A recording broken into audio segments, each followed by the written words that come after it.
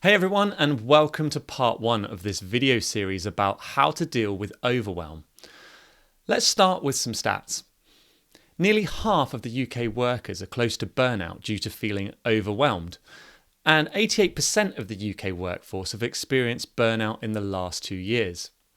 Now, the topic of feeling overwhelmed is a really popular one with the clients I work with. This feeling that there's always too much to do, regardless of whether they're at work or they're at home. We're on that non-stop treadmill of tasks, and the hope is that when we get to the end of this list, we'll have time for ourselves, or feel happy or complete. But the treadmill never stops. Let's take a look at the definition of feeling overwhelmed. Overwhelm is the state of being overcome with emotion due to stress that feels just too much for us to handle. When I work with clients in leadership positions, our first session discusses work-life balance. And this is important and surprising, as most people feel that work is the cause of their overwhelm. And this may be true. However, clients must have a balanced home life and a good self-care protocol. If we don't have peace, structure and fulfillment in your home life, then it's going to impact how you show up at work. Being an impactful leader means that you have to really show up as the best version of yourself. They must be resilient, motivated, creative to get the best out of themselves and inspire your team. This video title is part one, as it focuses on our lives outside of work. And I like to start here because if your home life isn't in check, it's going to follow you into your work. Future videos are going to address other aspects of overwhelm, including what it looks like in the workplace and inner critics. So let's look at some common signs that we're feeling overwhelmed when we're at home. We feel like we have no time. There's too much to do. It all falls on me to sort out. What else? We feel anxious about getting things done. We could feel depressed. We feel bored and drained by monotony. We're in our heads a lot and we're not present. We're irritable with our partners and our kids. We reach for junk food and alcohol to try and change our state. We can feel lonely and we can feel like a failure. And part of dealing with overwhelm is about having an understanding of our mindset. Now, we all have a hierarchy in our heads that determines who and what we devote our time to. And I call this the priority triangle. And it usually looks something like this. As you can see from the graphic, the triangle is inverted. So let's start at the top layer, the most important one, which we spend most of our time and our bandwidth, our jobs. Now, naturally, we need to make an income, so our job becomes the most crucial layer that takes up the most time. Then, when we've tried to sign off from work for the day, we come home, and for the viewers that are parents, our next focus is our kids. Once our kids are fed, watered, entertained, and are sleeping, we look to our significant other. We'll devote time connecting with them and ensuring that they have everything they need. Then we'll make time for our friends and our extended family members or the WhatsApp groups calling for our attention. Before we focus on the bottom level of the triangle, you. Now, I want to point out that this mindset comes from a place of love and support. Our perspective is that we're at the bottom of the triangle, supporting all of those above us. I often think of this as Atlas holding up the world on his shoulders. We think that once all of them are sorted, we'll have the time for ourselves and give ourselves permission to do the things that we want. But what usually happens is there isn't enough time. Or if there is, we feel exhausted, sit on the sofa and drink a beer, eat crisps and watch Netflix. Or is that just me? So what's the alternative? The first thing I do with new clients is restructuring this priority triangle to look like this.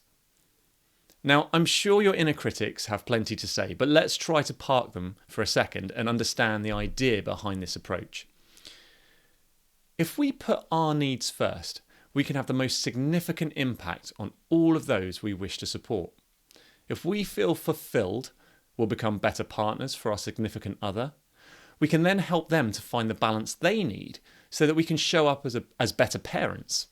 Your kids will remember the times when you're engaged, fun and resilient, rather than the times you were with them but you weren't actually present. Once our immediate family within our four walls are in check, we can then show up as the best version of ourselves for our job.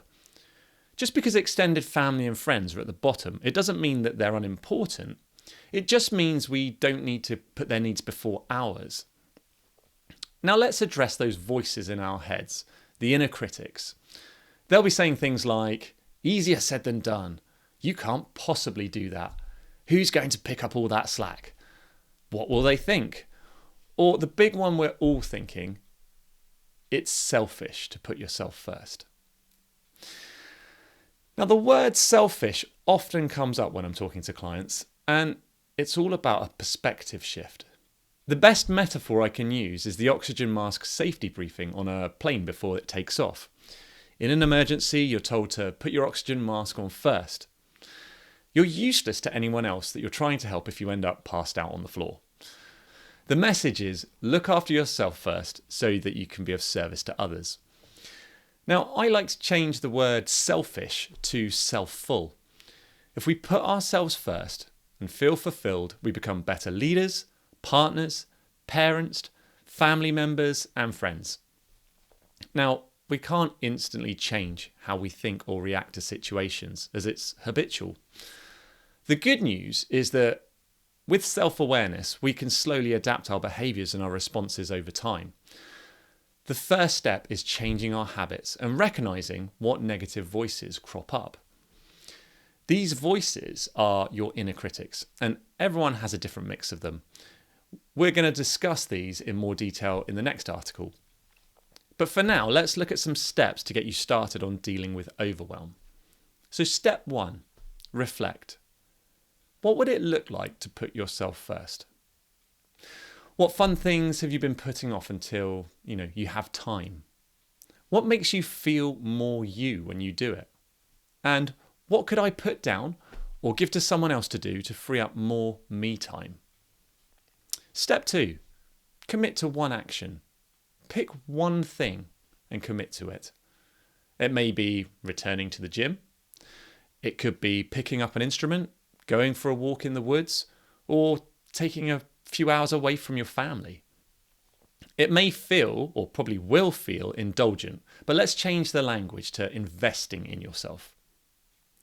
Step 3, share your commitment with your loved ones. Tell your partner, tell your family what you plan to do. And the reason we do this is it gives you someone to help hold you to account. And it starts a curious conversation about what they might need to put their needs first. And before you know it, you've got a team encouraging each other working towards fulfillment. Step 4, now actually do it. Ignore your inner critics and commit to the action as part of your growth. And step 5, we reflect again. After you've done your activity, take note of your internal dialogue and how you feel. Did the pain of your inner critics' voices ruin the experience? Or do you feel better about having done the activity? Now, there's no right or wrong. Just become familiar with the stories in your head, as we're going to discuss this later on. Please remember, this process is about prioritizing time and activities rather than adding more to your plate. If you're trying to add more to your already crazy schedule, you're going to become more overwhelmed. So between now and the next video, commit to these steps. This isn't about drastic changes in your life. It's about incremental progress that eventually mounts up to serious life changes. I'm going to discuss more about this process in the future, but for now, let's look at a perspective change and the first step on a new journey. Please comment and check in with me as you go through this process, as I love to hear from viewers and how they're getting on. If you want to know more about me, my coaching process, and actually experience being coached by me, I offer a free 1-hour coaching session to those curious about leading a better life. Please click the link in the video notes to book your free session if that's what you want to do. And thanks for watching and have an awesome day.